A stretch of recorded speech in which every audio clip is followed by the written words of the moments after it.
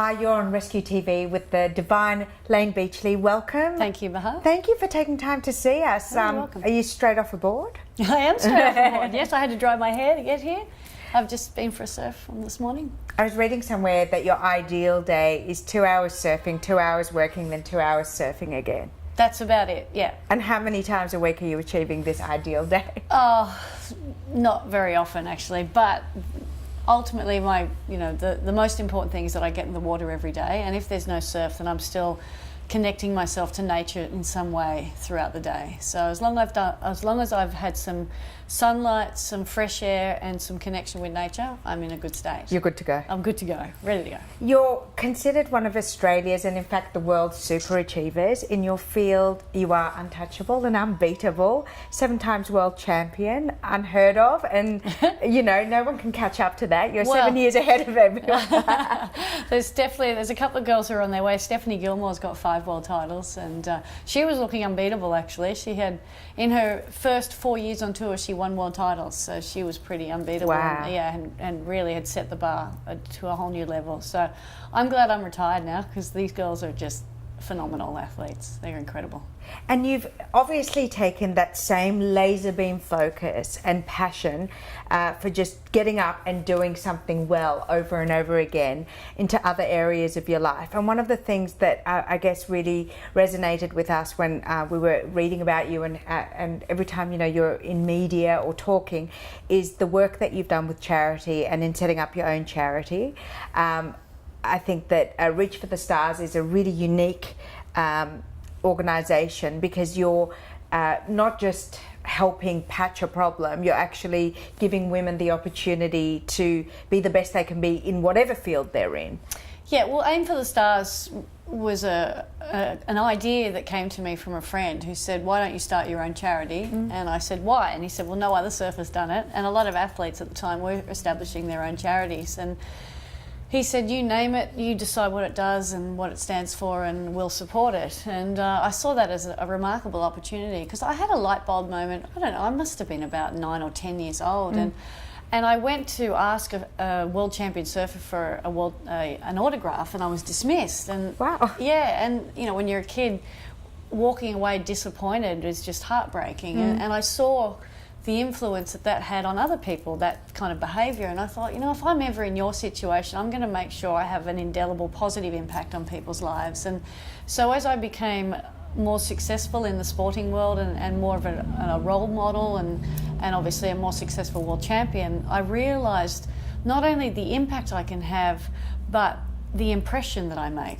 And so I decided to take on that status of being a role model very seriously, and decided that I'm going to make sure that people walk away from me feeling better about themselves. And now through the Aim for the Stars Foundation, I can do that on a much broader scale, because these girls aren't just athletes. We support musicians and scientists and heart research scientists, marine biologists, everything you can imagine we've supported over the last 10 years, and we've given over $500,000 worth of grants to almost 300 girls. So I feel like I'm doing what I love, that's for sure, but I always feel like I want to do more. And after succeeding everything in the sporting world that I've succeeded in, I now feel like my number one purpose is to give back and fulfill other people's dreams through supporting them and encouraging them to do so. So one of the things that's obvious is that the foundation supports women. Yes. And did you, you obviously made a conscious decision to support girls and women. Why did you do that? Well, the surfing world's a very male-dominated environment. Yes. And, the world is a very male-dominated. That's true, but I just obviously witnessed firsthand the disparity between men and women in the sporting world, and just felt that men have it pretty easy compared to women, especially in the surf world, and also there's this boys' club. There's this. You mean attitude. in terms of networking, or Yes. in terms of getting up? In terms of when the guys retire, they have much greater opportunity within the brands and the surfing industry, that they're going to be brought in and broadcasting nurtured. or sponsorship, whatever. Marketing manager, sponsorship manager, team manager. They're just given, and the women aren't getting picked up in such a frequent way? No, they're not really given or presented those opportunities as frequently as the guys are. So I just saw that there was such a need for women to be focused on, because I was number 2 in the world in 1994, working 4 different jobs, earning $8,000 a year from my primary sponsor. whereas the number 2 male in the world was earning hundreds of thousands of dollars a year and not having to work a job. And so I just became so frustrated. There was times when I wanted to quit, times when it was all just too hard. Unfortunately, the empathy of one of my bosses, he just saw how hard I was working, how much I wanted it, how little people around me were believing in me. And he provided me with a round-the-world air ticket, essentially. He handed me $3,000 and said, I believe in you. And when you receive that level of recognition and support and acknowledgement from someone that you have respect and regard for, yes, it reinstills that belief in you. And so now when I get together with all the girls, we have one annual fundraiser a year, and we fly all the girls, each year's recipients, or the current year recipients, we fly them in from all around the country, and we put them up for 2 days, and we put them through goal orientation workshops and personal brand building workshops, and I take them surfing, and then we celebrate their success and achievements. And at the end of it, I huddle them all together, and I just reassure them that the reason that they're here is that they are worthy, and they are deserving, and they are enough, and I believe in them.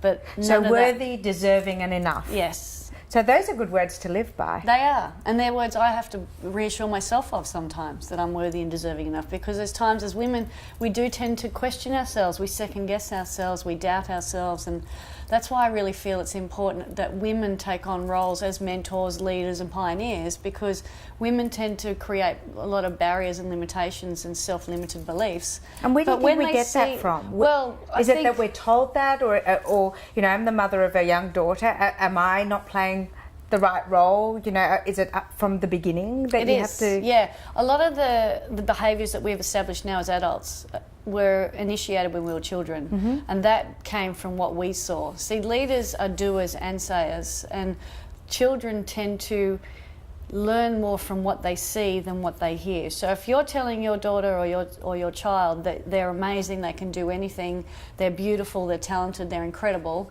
yet when they see you look in the mirror and you seeing yourself as worthless, useless, ugly, unable, then they believe that, because you're their role model. So I want to ask you were adopted, and your adoptive mother passed away when you were really young. When I was 6, So that was quite, you know, that's an incredible blow to any young woman. So who were the female role models for you in those critical ages? Because from 6 to 13 is really young woman's identity. Yeah, well, that's why I grew up such a tomboy. Because my female role models were my dad. I still give him Mother's Day cards. Oh, that's lovely. And my older brother Jason, he was also a role model until I was about 16. So they were predominantly my role models in life. But then all the crew that I hung out with at the beach at Manly, and my female role models were predominantly from school friends and their mothers. So I tended to be mothered by my best friend's mothers. And then my nana... Sometimes we pick our best friends' mums for a while to be our mothers, don't we? As long as they fulfil a purpose. And the good thing is, you know, you hear people bitching about their mothers. I'm like, well, I don't have that problem.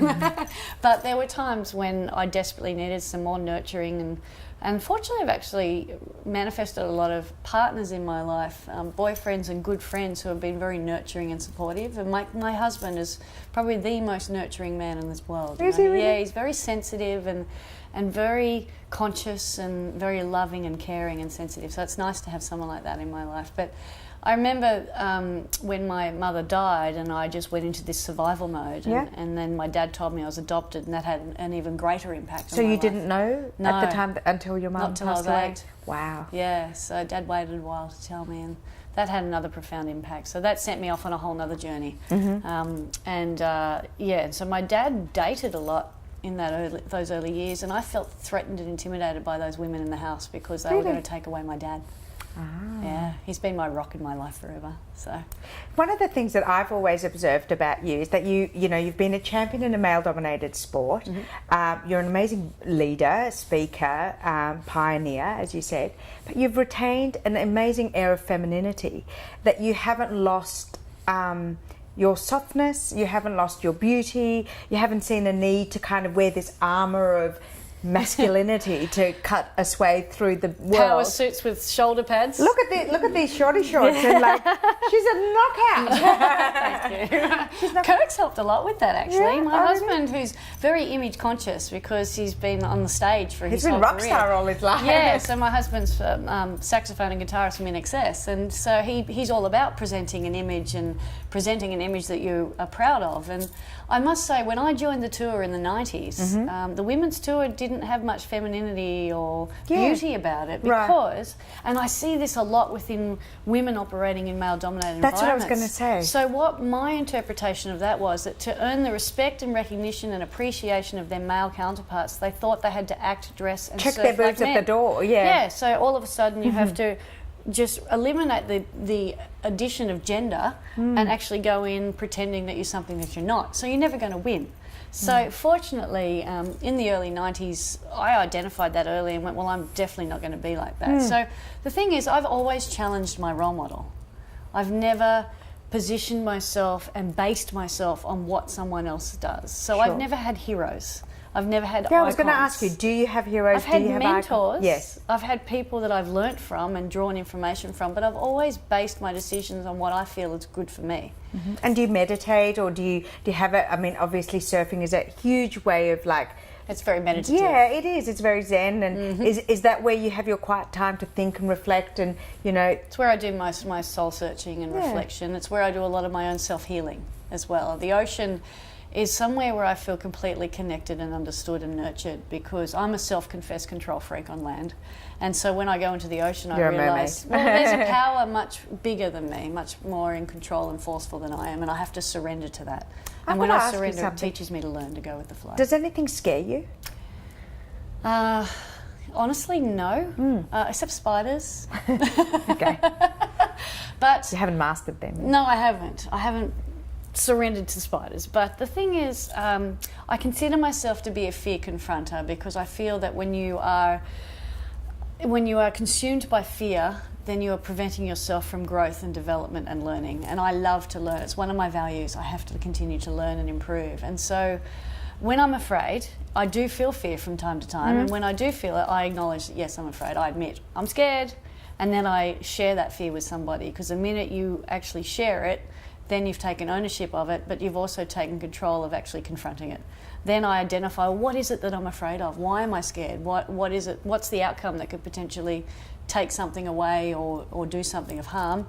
And then lastly, I go, okay, I want to overcome this fear because I want to get past it. I don't want to be stuck in this spot. I don't want to miss out on the opportunity, so I go, okay, I'm confronting it head on. And I've had a variety of those experiences, from surfing to business to relationships to all sorts of challenges throughout my life. Like most people. Yeah, and they're the 4 steps that I take to overcome my fears.